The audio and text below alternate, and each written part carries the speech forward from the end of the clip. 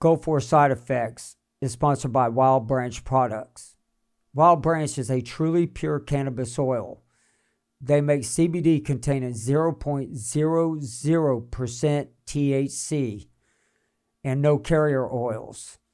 Use Wild Branch oils and salves to calm, cool, and soothe your body, leaving you pain-free. I can tell you, using this product, I was able to go to Santa's Wonderland with my family. I put on the salve, I used the oils, I was able to walk for hours. I believe in this product 100%. Use promo code GWI podcast for 15% off. Use promo code GWI podcast for 15% off. Click the link below. Thank you.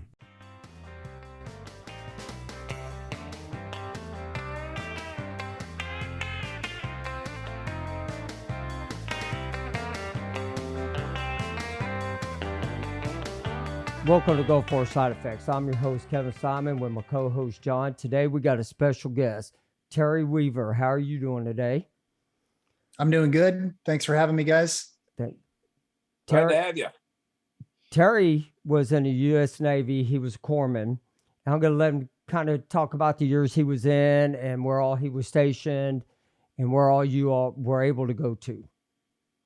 Yeah, I joined the Navy at 17 years old in 1999, and I spent almost the entire time I was in as a corpsman with the Marine Corps. So in the Navy, when you're a corpsman, you can either go blue side or green side, and I went green side and really ran around with the Marines the entire time, and really enjoyed it. So I don't know a whole lot about the ship life, but I can tell you about sleeping in the dirt with Marines and deploying with those guys.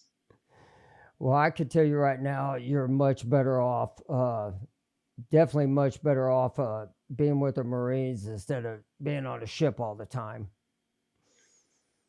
I went on a ship one time, and that was to pull my really good friend out of a drunken stupor so we could hang out. Now, where all did you go while you were in the Navy? I did one deployment to Iraq, and that started off in Kuwait. And I spent a lot of time at Camp Pendleton, did my training at Great Lakes, and that's pretty much it. Oh, wow. Now, you went overseas to like Iraq, out in the Gulf area. I know. That's right. We talked about that. Tell us about your time a little bit out there. Well, it was interesting. You know, I think there was this turning point in my experience when I kind of came to the realization that that it was likely, or at least a possibility, that I could die. You know, and I realized that, and I just decided that I was going to try to, you know, live fully while deployed. And so I spent like 7 months in Iraq, and I don't know if everybody gets to that point, but I have talked to plenty of people who have been deployed in a war zone. And once they get past the point of their mortality, if you will, then it's a lot easier to deal with. You're you're ready for whatever comes, you know? Mm-hmm. But I was a part of a maintenance battalion. We were part of the initial breach. So some of the first people to go into Iraq. I was camped out at the berm the night before U.S. forces entered, and spent, I don't know, like almost 2 months in country. The rest of it was build up, but some exciting times, and I learned a lot. Oh yeah, I bet so. I know, like whenever I was in, I thought at first it was exciting until, you know, we got around the smoke, and then we started realizing that, you know, a lot of the Gulf War vets are having some issues from it and stuff. I know you're not experiencing it that yet, and hopefully you don't. Well, I don't know. My memory's kind of shot, and there's some other things, but I don't know. You know, you never know until it kind of kicks in, and sometimes you don't even know then because you're in a cloud of fog, it seems. And that's very true. I mean, that's a lot of problems that I do know the Gulf War, all Gulf War vets are experiencing is brain fog. It seems something about their memory and all that. Things seem cloudier and stuff like that. And so, And I think for a lot of us, as you grow older, I mean, everybody's circumstances are different, but it just progressively, even for me, and I'd say in the last year, things you catch yourself trying to remember. Okay, what was I going to say? What was the conversation about? And it's unfortunate and it's frustrating, and you don't have any choice but to live with it. But yeah, I think it comes, everybody's situation is different. Definitely a brain fog. That's a good way to phrase it. yeah, that's usually what it is. Now, Terry, when we were talking a little bit earlier, you wanted to tell a little bit of a story. I sure would like to hear about the Baghdad story. Yeah, there's plenty of stories. I don't think I've ever shared this one kind of publicly, and it is what it is. But when I was in Iraq, we got close to Baghdad. I think we were in Camp Viper for a while. Some people may know that terminology, but I told you about getting past that point where you're just kind of like, you're okay with not making it out of country. And then you live a little freer. Well, for some reason, I'm kind of a black and white person. And I thought, I really need to go to Baghdad to really make this Iraq deployment complete. So I remember my good buddy of mine, he was a corpsman, he was a reservist, but we deployed together, and he was a PA, physician's assistant, in his civilian life. And I talked to him, his name was Rezik, and I said, hey, Rezik, would you cover my Marines? Because I want to hop a 5-ton with your unit and go to Baghdad. He had already gone. He was telling me, kind of giving me some good pictures of it. And I wanted to go to Baghdad just to see it and experience it. And so he covered my Marines, and I hopped on a 5-ton with some of his guys, and they gave me a good tour of Baghdad. And I got a real stern talking to when I returned, because my unit realized that I was gone. And it was a conversation, one of those vivid conversations that you can recall with, a Marine captain yelling in your face, spit particles flying at you. And corpsmen kind of,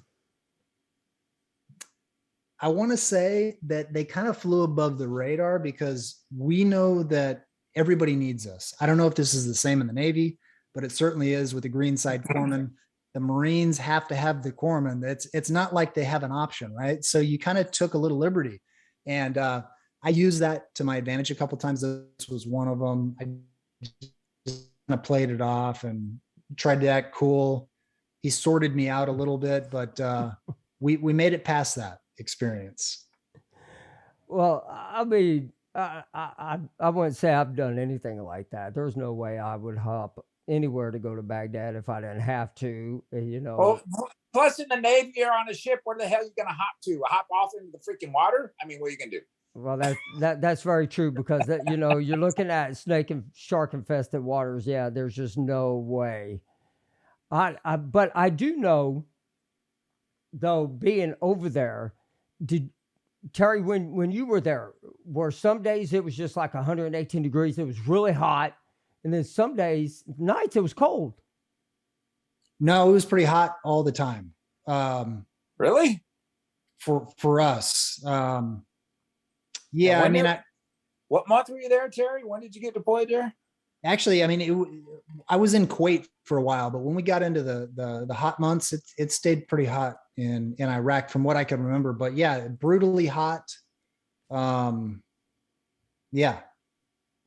That's okay. So the reason I asked that, Terry, because it got bloody ass cold. Okay, so I'm in Iowa, and we get all 4 seasons.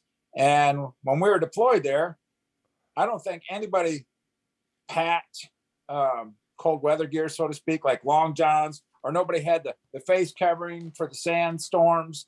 And it was, I was in engineers, we had heavy junk, and it got so bad, they were digging berms around our tents, and it was freezing ice outside. And I'm like, really? So I kind of chuckle while you say the temperature,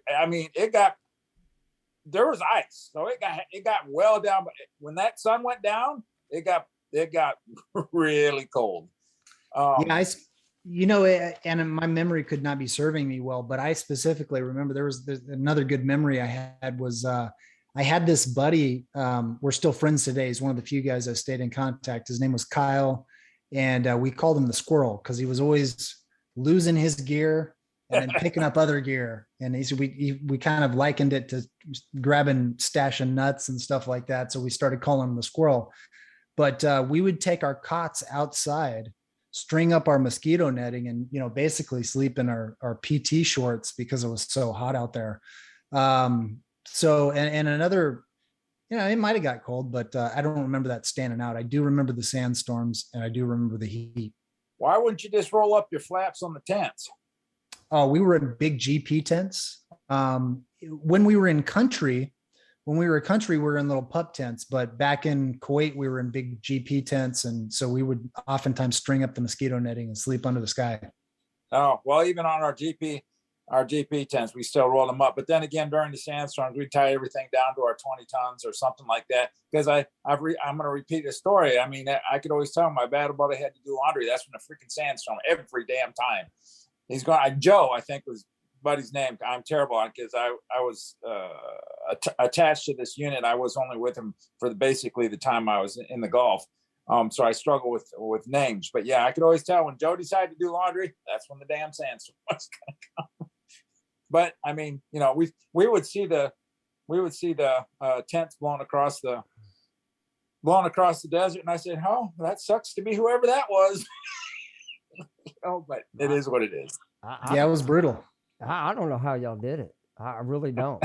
That's to me, I would not want to be in a sandstorm. No freaking way. I mean, it was bad enough to be in a Gulf with the water and it being hot, but all that sand, no freaking way. And then, so you slept in air conditioning on your ship then, yes? No, we didn't really have air conditioning on our ship, if you want to call it air conditioning, but I mean, there was air. And okay. we slept in stuff like they call them coffin racks. And so at nighttime, if you wanted to sleep good, you slept on your stomach and kicked your feet up and put your bottom of your feet on the rack above you. And because it's made out of metal, and that's how you cooled your body temperature down. Interesting. Okay. And everything. Now, I did eat better than y'all. I mean, I will admit that and everything.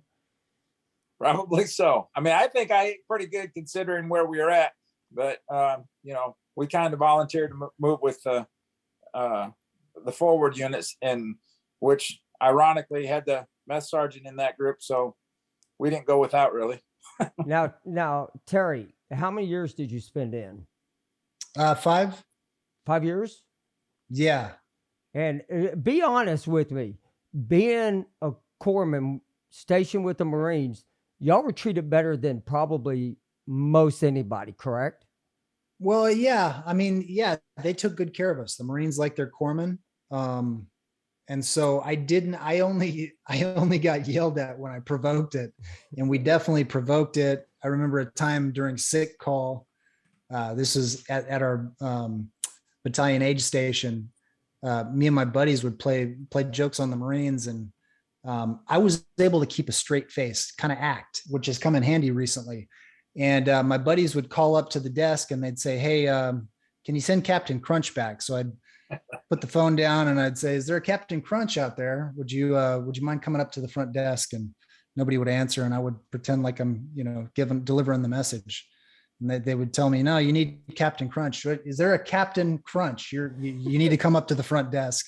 And all the Marines, giving me the stink eye. One guy got totally ticked and he came up there and chewed me out. But yeah, so to answer your question, they did treat me good, and we took good care of the Marines. At least I did. Yeah, I mean, it's very true. Everybody who I've ever talked to that were stationed with the Marines as a corpsman, but they were almost treated like kings. I wouldn't go that far. Well, not if you're going to play jokes on the Marines. I mean, I wouldn't treat you very nicely neither. And so this is where we're going to get into the next topic. We're going to get into what you're doing now and what you've done and where it's led to your success now and everything. I know you have written some books, and I would like for you to talk about your books. Okay. Yeah, thanks for asking. I've written 2 fiction novels. One of them is a dressed up kind of tale of when we were in Iraq. In fact, a couple of the characters in that book, I took inspiration from the guys that I served with. One, couple of my buddies, one, his name's Kyle York. Well, there's a Curtis Yancey in the book, and I took inspiration from my friend Kyle, who was the squirrel. And another guy, his name is Trevor Guerra, and I have a Travis Guerrero in my book. And the main character in that first fiction novel, which is called A Dark Day in Texas, his name is Eli Ridge, and he's a former corpsman. And when he comes back from the military, he has a kind of a tough go at life. He spends, 3 years really going through the grinder. But then he makes a decision that he wants to become a police officer, and starts that journey after he kind of sorts some personal issues out.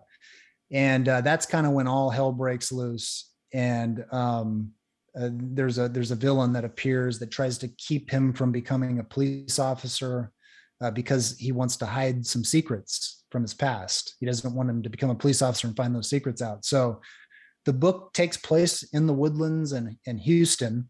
I've written a follow-up to that, which is called Whitewashed Tomb. And then I wrote 2 self-help books. One of them is a leadership book. It's called The Evolution of a Leader.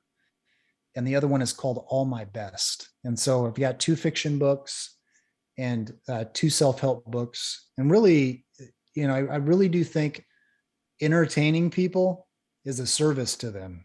Life is tough.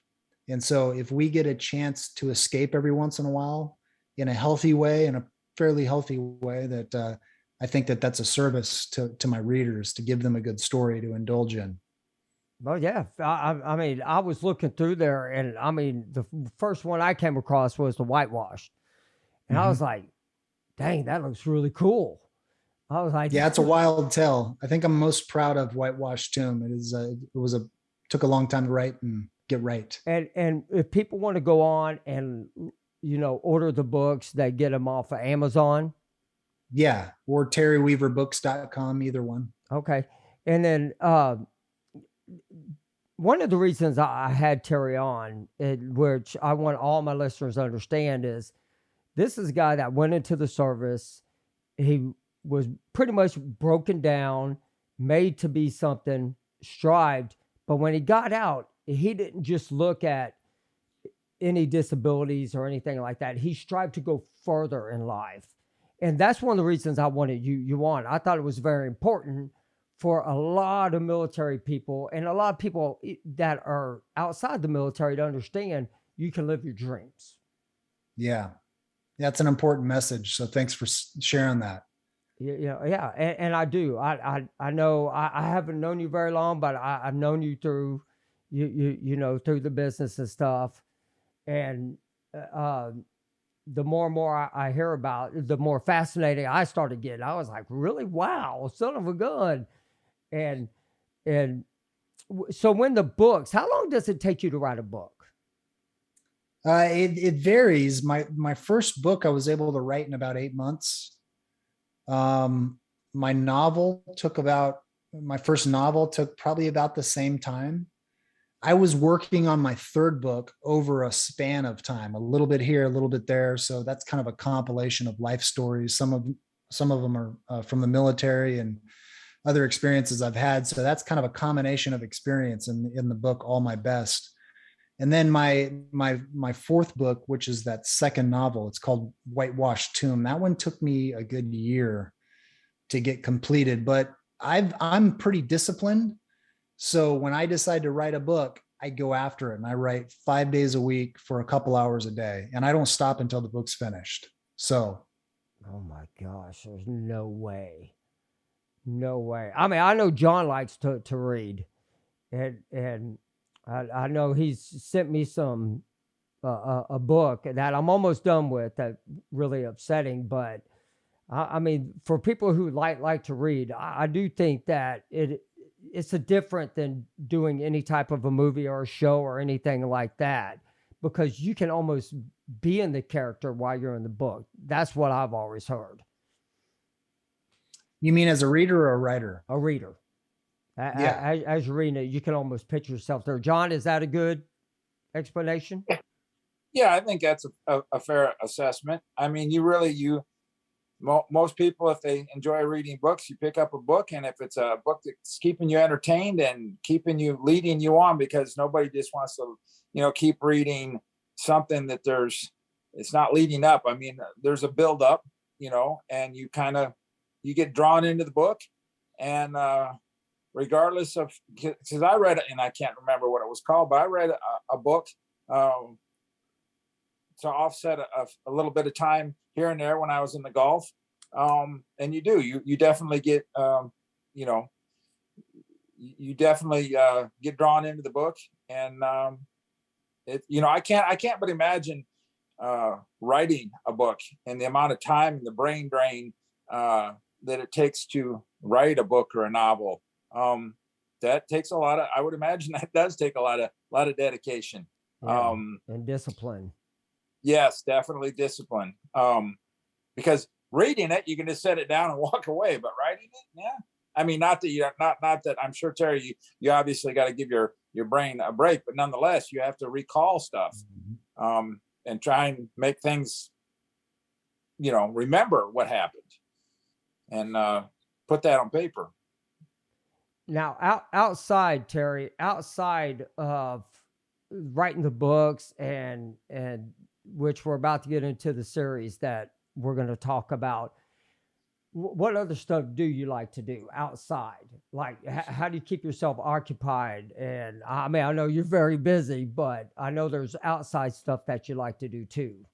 Yeah, I like to, I try to stay fit, running. I've been doing, as I get a little older, I do some yoga.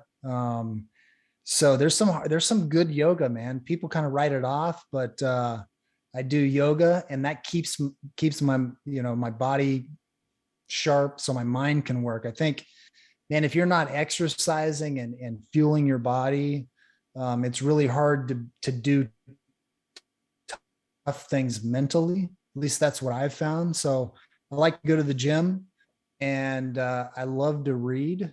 I was a reader first, a big time reader first. So I like to watch a good show, a good crime drama. I do Taekwondo with my son, and we do soccer with my daughter, and I go on a date every other week with my wife. I'd like to move that to weekly, but with the kids' schedule and everything, I'm a learner. I like to learn. So I did some schooling, and yeah, there's a little sampling. Yeah, yeah, and I think that's important. And I mean, the exercising. I mean, to me, I think I get enough exercise walking around a barber chair, doing what behind the heads, walking around. But I know I need more exercise. But that's what my granddaughter's for. She keeps me quite occupied. The exercising thing is definitely a challenge for those of us who have our struggles. But I mean, I do like to learn reading books. The yoga thing, I know eating right is good. And I know the VA has tried to, I'm not going to use the term push because that's an unfair statement. They offer it to you. And it seems to be, our body seems to be more difficult to move around the older we get, in the more the issues that we have. But not to say you can't. I mean, there's what's the term? There's abbreviations of things, so. Right. Yeah. I found that one, like setting a big goal and then chasing it daily, even if it's a small chase daily. For example, I wanted to do, and I'm going to brag a little bit, but bear with me. I'm going to make this point solid for you guys. I think if you set a big goal and then just stay after it for a long time, you can get that goal. I wanted to do 40 pull-ups on my 40th birthday. Okay. And I worked for 8 months to hit this goal. And it was silly. It's just silly. It's just a silly goal. But I finally, but that's all I was doing. I was going to the gym, doing back exercises, doing pull-ups over and over and over again. So maybe if a varied routine doesn't work, set a big goal out in the future and then just take a few steps every day to accomplish that goal. Maybe it's a a 20-mile road march or, 100 push-ups or a bench press. Well, I don't know. I mean, it does sound crazy, but one of my biggest goals was to try to be able to cut about 50 to 60 heads of hair in one day. And I've Nice. accomplished it. Very good. Very good. And it was when we came back from the pandemic. And oh my gosh, it was 5 o'clock in the morning till 9 o'clock at night. I've never worked so hard in my life. And then the next day was 5 in the morning till 9 o'clock at night. And then I needed the whole weekend. I slept. That would be a lot of work, not only focusing on, doing that, but going around the people and being on your feet for that long. Oh, yes. Yes. But when you're out of work for 2 months, I promise you, you can do it. Okay. Now we're going to get into the exciting part. Let's talk about the show, the series that you have coming up in April. And I'd like for you to talk about the Breaking Strongholds is the name of it, but I would like for you to talk about it. And we're going to discuss this. Okay. Yeah, we've been working on a television series. I got a logo here. It's called Breaking Strongholds. This is being filmed in Montgomery, Texas. We've been working on this since, I know the writer has been writing since 2018. But we've been filming since 2019. We had a couple interruptions, all kinds of crazy stuff happened. But there's 4 episodes in season 1. It takes place around a family in Montgomery, the family of a police officer who's ex-military. He's an ex-army guy. The character's name is Ethan James. And the family's mother isn't around anymore. So this guy has the weight of work. He has the weight of being a single father. He has some tough memories and experience with being away when his family needed him from when he was in the army. And he's got all these pressures on him. And there's a missing person in this small town, and a new kind of thought leader moved into town. And this thought leader is wooing people away from the truth. And all the while, unbeknownst to Ethan James, Detective Ethan James, his son is considering taking his life because of a lot of pressures in his own life. And so this show kind of unpacks all that. That's a lot, but in a series, you can do a lot. So there's there's at least 4 or 5 plot lines running through this show. We just finished episode 4, and we're getting ready to release the show soon. So the show's called Breaking Strongholds. Anybody can go check the trailer out on YouTube. We just released the official trailer, so there's a little bit about it. Anything specifically you want me to share? Yeah, I would like to, how many series do you think will be in the first episodes that they have? Is that what it's called, episodes, right? And then the series, how many series are you wanting to run with this? Well, we've already produced 4 episodes. That'll be season 1. It's kind of a limited season. Okay. We've already written 4 more.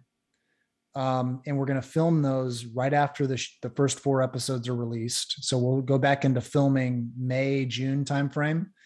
And so we've got those 4 written. We have to produce those, which is a big undertaking. And we're hoping to do more. I mean, I don't want to give any spoilers away, but there's plenty of room to write more. And these characters just keep getting more and more interesting. So there's a lot of exciting things to come. Where do you watch it? Where will you watch this at? I mean, yeah. So the neat thing is we're gonna be basically available to anybody. And the show launches April 30th, and you can host your own watch party. We're going direct to YouTube. We're also going to be on PureFlix, and we're going to eventually be on Amazon Prime. And multiple other channels, but it'll be available to anybody that wants to see it. So we're releasing the show April 30th through watch parties all over the country. If somebody wants to host a watch party, they can do that. So if you go to breakingstrongholds.com and just hit the watch tab, there's some details there for the show. But the first episode will be available April 30th, and we're going to release 3 more a week at a time. And I think one of the biggest things you need to let everybody know is this is a good family wholesome show. Yeah, it is. I mean, this is the show is rated PG-13 because we tackle some tough issues, but I've had my 9-year-old watch it. I'm of the mindset that I'd rather my kids learn about these tough life issues from me than hearing about it in school or seeing it on TV. So I exposed my kids to these issues like suicide and depression and these things, and kind of talk through them, and then we watch the show together. So it is family friendly. However, there's a PG-13 rating on it because of the content. Right, right. And I think that's important to let everybody know. I mean, a lot of shows these days, you just have so many different contents, but PG-13, to me is almost like PG back whenever I was a kid. Right. I mean, honestly. And so I recommend everybody going to YouTube. If people want to do a watch party, I think that's great. You click on the links. We're going to have the thing about it is we'll have all the links to everywhere where you can watch it and everything. But how long does it take you to make one episode? Well, the pilot took us a year to produce. Now we're a little bit different than a Hollywood production company. So it took us a little longer. Plus it was right in the middle of COVID. And then we produced an additional 3 episodes the following year. We wanted to get that pilot done, start showing it to donors. Our production company is a little different. It's a nonprofit. So we do issue-based media. For example, the last show that we produced, this may be helpful to some of the viewers. It was actually a full-length movie. It's called We Are Stronger. And that released in 2017. And you can find We Are Stronger on YouTube. We have a distributor that has a channel on YouTube, and you can watch that show. That addressed post-traumatic stress and a returning Army veteran.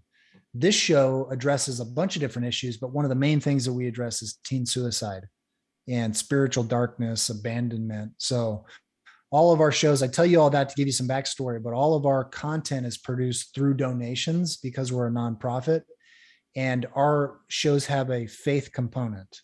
So we're a Christian-based production company. All our shows have a faith component.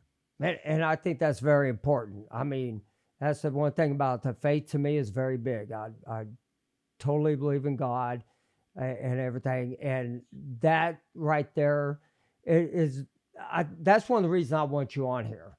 One of the reasons I want you on here is not only it's Christian based, but it's also, a veteran that got out of, the war, started, going in, making movies, writing books, and you accomplished so much. And I think it's fantastic. Yeah, well, thank you. And that was an evolution. It's not like, I had a really rough go, probably about 4 years of just self-destruction after I got out for a lot of different reasons. I was drinking a lot, partying a lot. I just didn't know how to handle life. And that's where a lot of that confusion came in.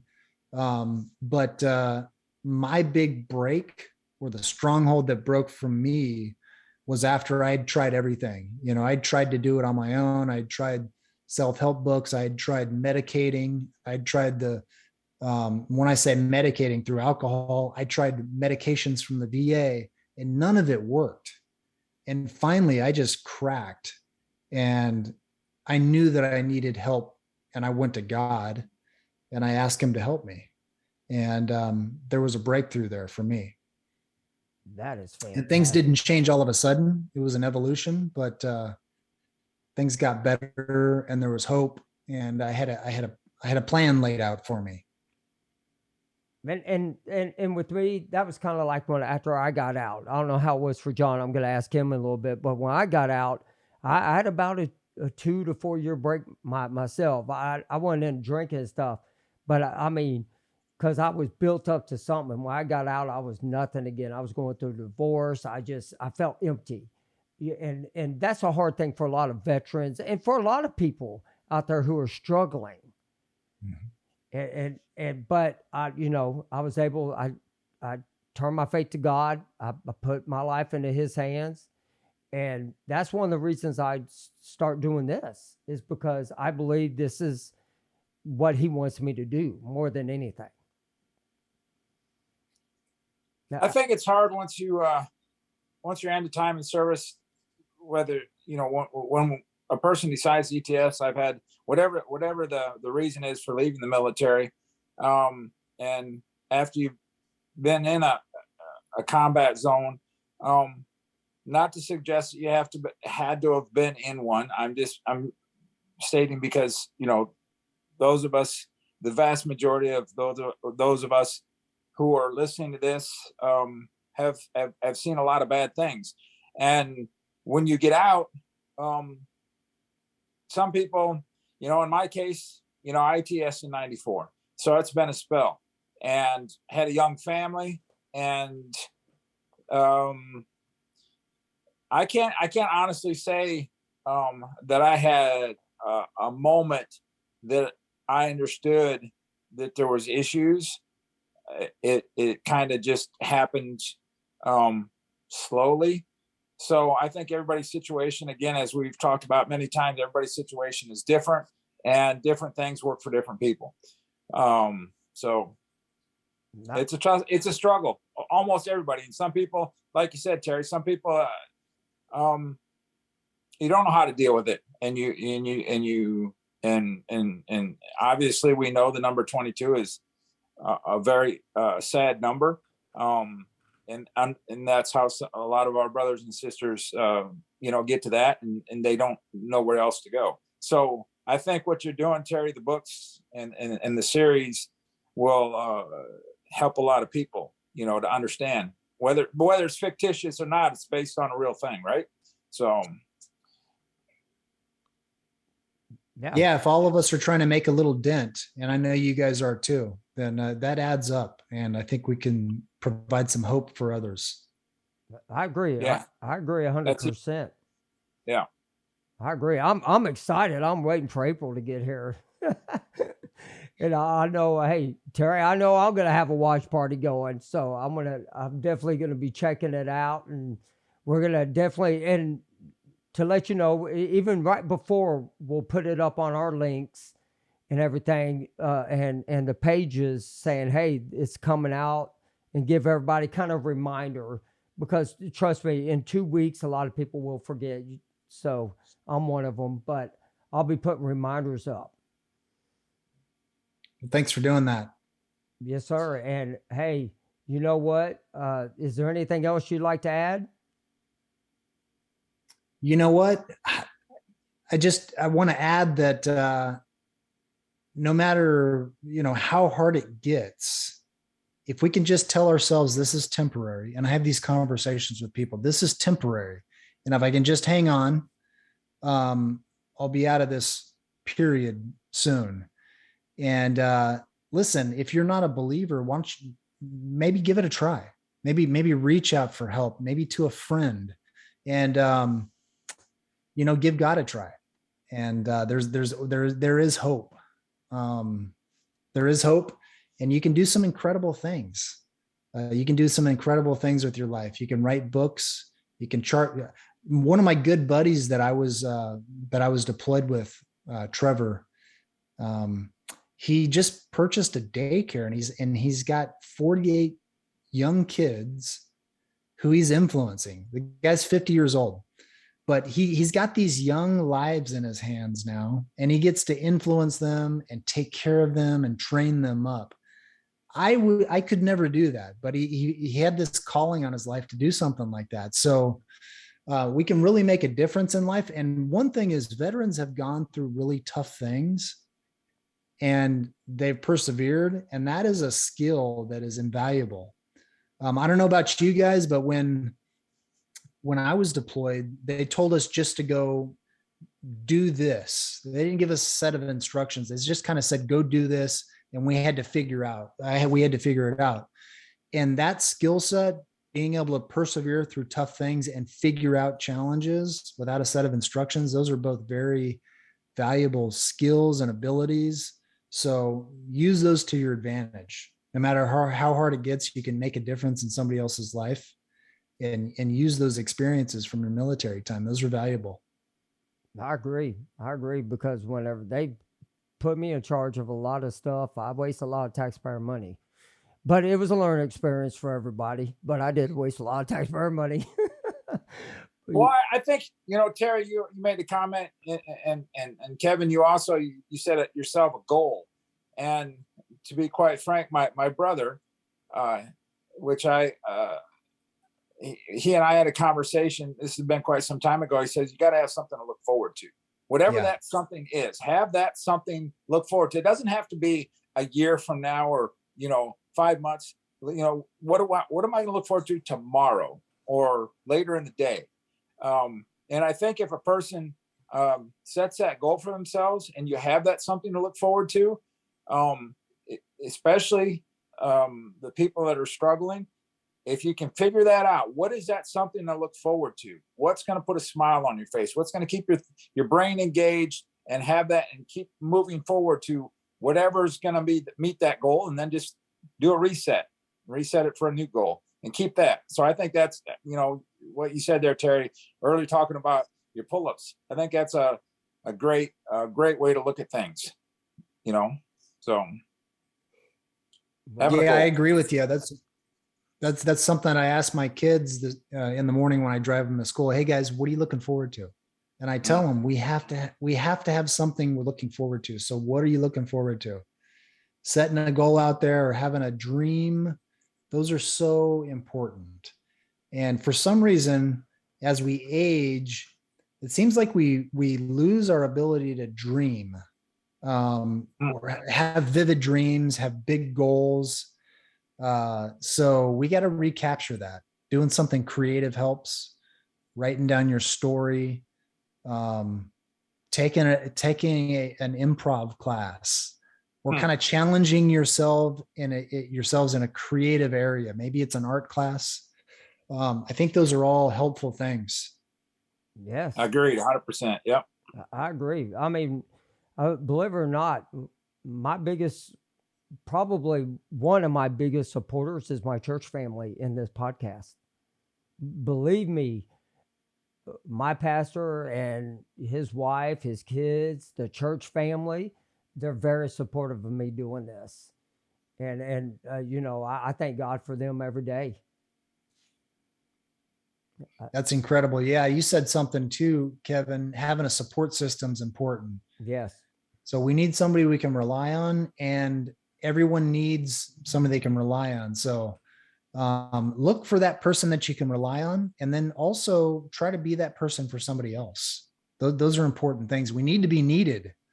We need to feel valued. So if we're providing that for somebody else, we have a service mentality. A lot of veterans have a service mentality. Yeah. So figure out a way to use that. Be there for somebody. Those are key. Yeah. Yes. Totally agree. Having to be needed, what can I do to help somebody else? What can I do to make their lives a little easier? Pay it forward, whatever that is to you, and it's different to everybody. And you're paying it forward by, the books and the series and telling a story and giving people, an education and entertainment. So that's awesome. Yes, it is fantastic. But on this note, I'm going to let all the listeners know this again. All the listeners know this right now. April 30th, Breaking Strongholds comes out. Watch it on YouTube. Create a watch party. And then also, you got 4 books that you've written. Go check them out on Amazon. And Terry Weaver, I am just ecstatic that you were able to come on and share your story. And all the links is going to be in the description below after the podcast. Awesome. Thank you, guys. Yeah, thanks. We appreciate it so much, Sherry. Thank you for sharing. It means a lot to us. And thank you guys for what you're doing for the veteran community, giving them a way to get their voice out there and be heard, and having time with you guys. We've got a brotherhood and a sisterhood, And it's great to have this engagement, and you guys are providing that service. Well, thank you very much. On that note, guys, I want y'all to have a great night. John, Terry, y'all have a great night, and I really appreciate y'all being on. Yeah, you as well. You guys take care. Take care, guys. Y'all please go to my website at goal4sideeffects.wordpress.com or email me at kevinsimon@goal4sideeffects.com. And please help support this podcast and the veterans by clicking on the link below. Thank you for your support.